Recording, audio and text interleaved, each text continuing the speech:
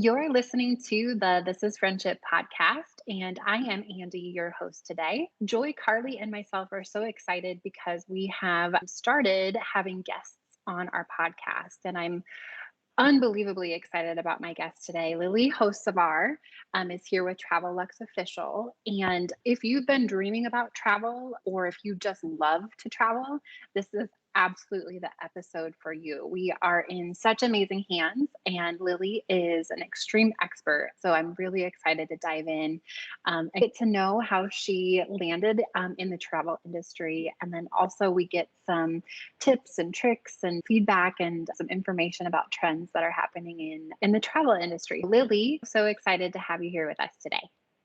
Yeah, thank you. This is such an honor just getting a chance to share my story and hear what you guys are up to as well. Thank you for having me. Thank you for being on. I'm going to start with our first question, which is more get to know you. So, if you would be willing to tell us about your journey and story to becoming a travel designer with Traveluxe Official.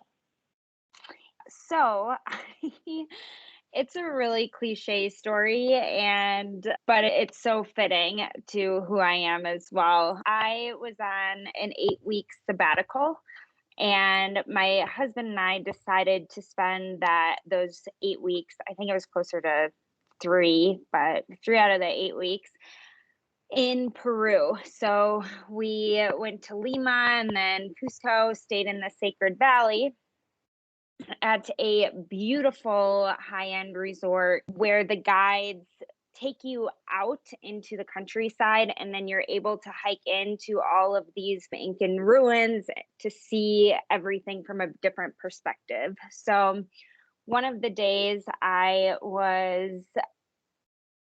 we were heading up to Machu Picchu for a day experience. And if the listeners and you all know anything about Machu Picchu, to get up there, it's a super windy road. I get extraordinarily motion sick, and I was in the back of the bus, basically trying to hold my stuff together while my husband was talking to the founder of Traveluxe Official. Her name's Emily.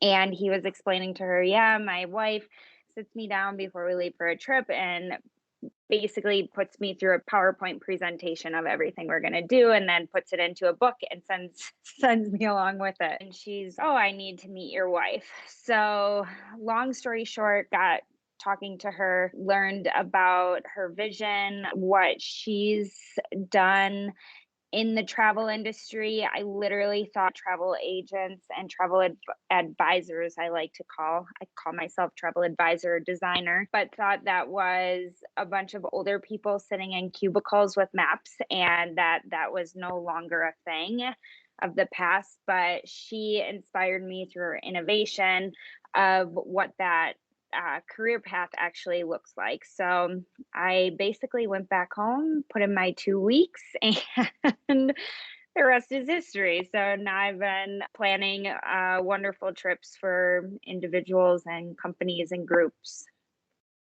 Very cool. Very cool.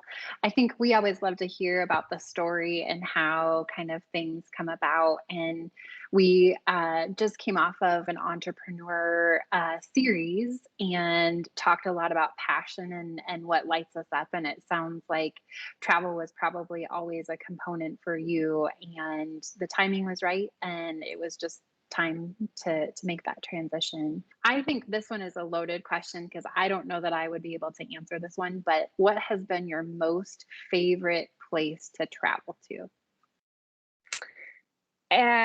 It is extraordinarily hard to just pinpoint a spot. I, though, am extremely passionate about South American travel, especially for many of us that live in the US. I think it's this. I don't want to compare it to an African safari, but it is very nature centric, very jungle, very mountainous, extraordinarily dynamic. You get this diverse culture, and I know we're talking about an entire continent right now. But one of the things I really love as well is you can get there and you don't have much time change. You don't have to deal with a ton of jet lag It's usually a 7-hour flight, and then, of course, can go up from there. But there's this incredible world that I think gets missed of what I like to call luxury adventure travel. So it's not like you're backpacking and you're carrying your tent and all your stuff. You're doing these amazing experiences such as hiking, mountain biking, rafting, kayaking, swimming, you name it, it's there, but you still have the more or less luxury essentials. So, air conditioning, a nice bed to go back to, a guide to carry your lunch and set up a picnic, stuff like that. There's just this world in South America that I love. And anytime I can get there, I am there in a heartbeat. Broad, but that's my favorite destination. Thank you. Are there specific areas or cities that you recommend someone go to? I depends on the interest. I would say Mendoza is phenomenal, Argentina for the wine tasters who want to pair it with some outdoor activities, but also get your wine tasting fanciness on. I absolutely love Ecuador as well. Galapagos Islands are incredible. Really, you can only do that in a luxury fashion to begin with, typically on a boat, and then flying into Quito and doing something in the jungle after. That's a little bit more hiking. Both are very adventuresome, but it's a nice dynamic between being on a small ship cruise, doing expeditions, but then also just being at a lodge in the middle of the mountainous jungle. That's amazing. Cartagena is phenomenal. Just a great quick getaway to Colombia where you feel this incredible sense of culture, safety, amazing food, nightlife, music. We have friends of ours who just honestly go to Cartagena as their getaway from Miami, but that's also an incredible place and very easy to get to. Thank you for those specifics. The travel bug is, I'm just like hanging on every word that you're saying and want to learn more about all of the destinations that you're talking about. How have you seen the travel industry change over the last year and a half? I'm sure on a day in and a day out basis, it's just changing rapidly. And so would just love kind of your feedback or your insights on what's changed over the last year to a year and a half. Yeah, what hasn't changed? Said differently, right? um, yeah. I swear my day to day has been looking at US embassy stuff from tourism boards to just keep up with travel changes and restrictions and protocol and all of that. Yeah, it's quite interesting as people are beginning to travel again. And I guess I'll speak to right now. We're seeing a lot of people wanting to get out of the house, go somewhere different. So there's a lot of domestic travel going on. But there's also a little bit of opportunities in the service part of it. So specifically in travel, because so many people were out of a job, furloughed for over a year, getting people back to work and beginning to work those kinks out again is happening. And I think that's so important no matter where you're traveling, whether it's domestic, somewhere, another country right now, is to go in with some flexibility and understanding. And your dinner might take 10 minutes longer to get served to you than it would back in 2019. But if you go with an open mind, those kinks, you just flow with them. And on the flip side, a lot of times with some of these areas, and this is probably more international, we've also been finding because there's still, I like to call them chilly feet, not necessarily cold feet, but some chilly feet to leave the country, where I'm seeing people experiencing things from a very different perspective and in an extraordinarily once in a lifetime unique way. It's going to, I just had clients actually in Colombia, and they got to experience areas of Colombia where there was no tourism, and it was about as authentic and down to the bones as you could get it. And the flip side, it's a really cool thing that if you are comfortable traveling, right now is such a wonderful time to be able to do that and experience something from a different point of view, basically. I could go on and on with how travel has changed. But I think one of the greatest things that I saw that somewhat kind of broke my heart a little bit, but is the impact of tourism, especially on lower economically stable countries, and how much they are dependent upon having visitors and to be able to show their country. And the that's been difficult to see, and also extraordinarily eye-opening in how big of an impact we as US travelers have on so much of the rest of the world as well. Other than that, yeah, the what you'll find most impactful when you're traveling is going to be the restrictions. Things are extraordinarily specific. If you don't meet a time frame, the correct test to travel internationally, you don't fill out the paperwork on time, they will not let you into the country. And it is extraordinarily meticulous work right now. And that's one of the biggest things I think everyone's seen happen on trips that they've gone on, that you need to do A, B, and C. And I'm not joking when you need to do A, B, and C by this time. For sure, just like some additional steps. And it sounds like it's on a case by case basis too, depending upon where a person is traveling to. And I'm glad that you brought up that economical impact as well, because I think just in general, tourism and travel has significantly been impacted by the pandemic and things that have been happening. What recommendations do you include with your clients for traveling safely right now? So you've alluded to those additional steps and timeliness and being on top of that to make sure that your travel process or your travels are smooth. But are there some additional steps that we as future travelers or travel lovers that should be taking into consideration from a safety standpoint? Yeah, as far as safety goes, I really would recommend first and foremost is just being comfortable with your decision. I never like to scare people, but I always think it's important to lay out your contingency plans of, okay, if this were to happen, how are we set up for success in this case scenario? So one is just being comfortable first and foremost. If there is severe hesitation or fear, a lot of times it's not gonna pan out. So Sure.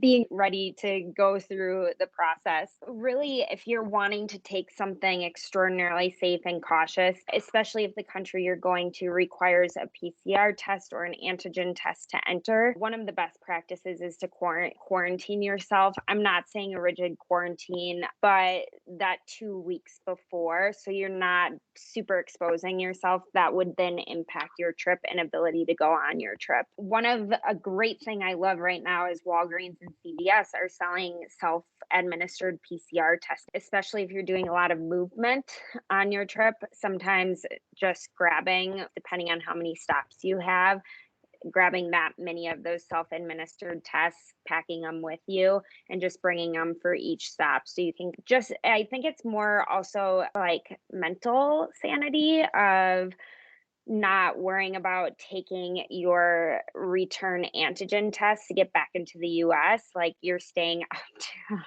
up and your mind is clear. Sure. Um, so between that, I offer all my clients the option for travelers insurance. I think it's something really great to discuss and at least know your options based upon what your concerns are traveling right now. And then some of the things I do personally is lay out a timeline if testing is required or paperwork or whatever is needed to get into the country you're going to, as we lay out a very thorough timeline. One of the things I like to do in there as well is if you need a PCR test within 72 hours prior to arrival in your destination, We usually try and do it more at the 48-hour mark, because if there is a flight delay, which is common as things are, again, working through the kinks, your PCR test then doesn't become null and void. So that has happened as well, where there's a 2-hour flight delay and people got it right at the 72-hour of arrival mark, and you then can't get on your flight. Sure. So things like that, working through a timeline to really set us up for success, taking into consideration anything that could go wrong as well. And then when I build an itinerary, I do my best and work with people on the ground in the country travelers are going to. This just gives us like a hands-on somebody there, reliable in all parts of the itinerary, to be readily available if something were to happen as well. So between all of that, travel. It just sounds like you're so proactive. And I guess I didn't even think about the flight delays and being smart about actually tightening that up a little bit, because gosh, if you are in the airport and that PCR test is no longer valid, you're in a precarious position. So definitely some great, I think, proactive tips too, being able to take the PCR tests with you. And I think just the overall peace of mind, because it's the component of getting to the destination. But then once you're at the destination, actually then being able to get home and not have any of the hiccups based on the restrictions and the things that are going on. If Yeah. someone were booking a trip right now, where do they absolutely life changing need to go? No pressure. So I thought about this one, and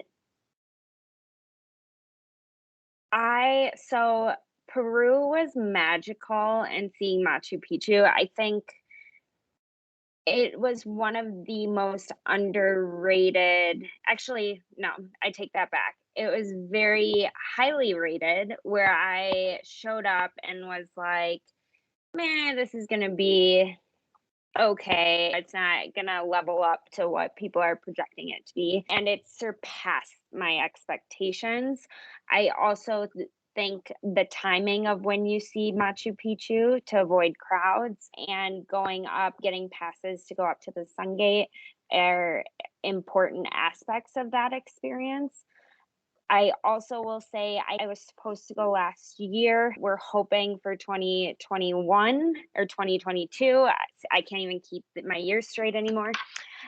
But I have heard magical things about Africa, the same type of idea of it's hyped up and people are like, this isn't going to level up to what I'm expecting. And then it surpasses all expectations. So I am fingers crossed everything pans out for next year to be able to go, because it's a destination I would like to go back to a significant amount of times. So that would be what I'd say to start planning for. I also think if with asking that question, because some of these places are a little bit harder to get to and there might be hesitation because there's such long travel times and you're so far away, is what we are seeing is, for these spots or a big trip, to start planning now, even if it's for 2023, 2024,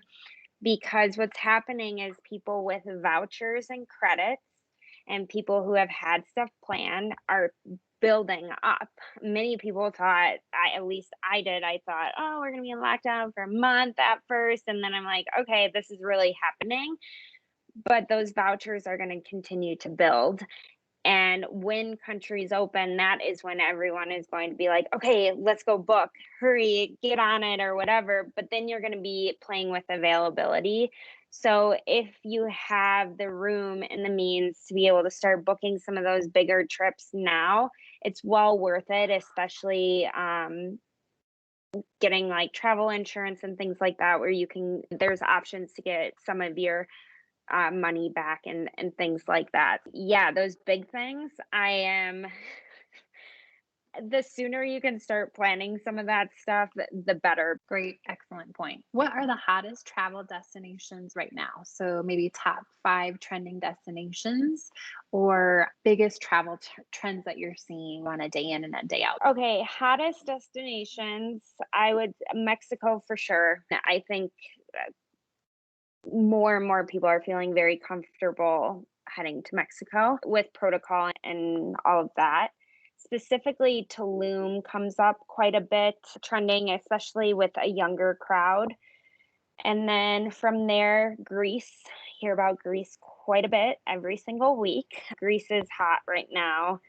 And then I would say Caribbean destinations, Turks and Caicos, Bahamas, had quite a few of that as of late. Hawaii is huge. I would almost steer people. I love Hawaii, but it is blowing up right now. Mm, And from anywhere from even being able to get a rental car, everyone's heard about the rental car thing. yes, It is true. the So much shortage. going on. Rental car shortage, and it's crazy over there. Love it, but you're going to have crowds, stuff like that as well. But yeah, those would probably be the top. And then of course domestic, specifically dude ranches, mountainous type cabin experiences.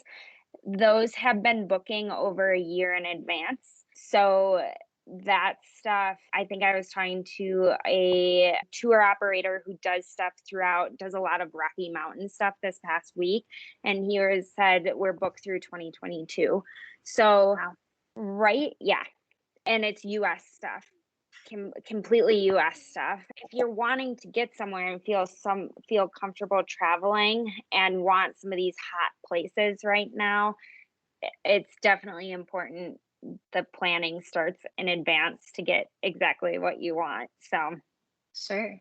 I think sometimes the anticipation of the trip is an experience in and of itself because you're researching, you're investigating, and you're like mentally going to this beautiful destination. And so to prolong that a little bit, I think sometimes can create a little bit of that. It can build that anticipation and that excitement too. they actually, yeah, I went to this conference in 2019. It was all Africa travel, met with some of the best in the world in African safaris, you name it, wine tasting. And I'm going to try and articulate this correctly. Yeah. But they basically shared that there was research done looking at people's happiness on the spectrum from the very beginning of thinking about traveling to coming back home and thinking about their reminiscing about their trip. And they found that 60% of the total happiness from start to finish was generated just alone in the anticipation phase. Mm. And then I believe it was like 30% was then initiated in the actual trip itself, and then the 10% talking about everything. So yeah, there's totally something to be said about the happiness of just having something to look forward to that Yeah. is generated as before you even take a trip or go to an event or anything. Absolutely. I think my happiness level is always higher too when we have something like in the immediate future or maybe down the road. Like it just gives us all something to look forward to. And like you had mentioned at the top of the episode that it's been a little bit pent up and I think everybody's now just ready to get out there and explore. I'm going to transition to our last question. We have been to have your time today. I know you're exceptionally busy with your clients. So thank you so much for that. We end all of our episodes, our guest episodes, with this question. This is Friendship, the podcast. We believe that friends and friendship make life a happier place. Please share a time when your life was made better by friendship. Yeah. Okay. So the like boring answer potentially is I'm very fortunate to be super close with my family and have married into a wonderful family as well that really having them around lights my soul up.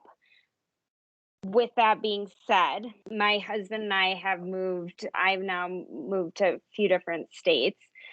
And every time I'm blown away by people I meet and then become friends that make the move so much easier.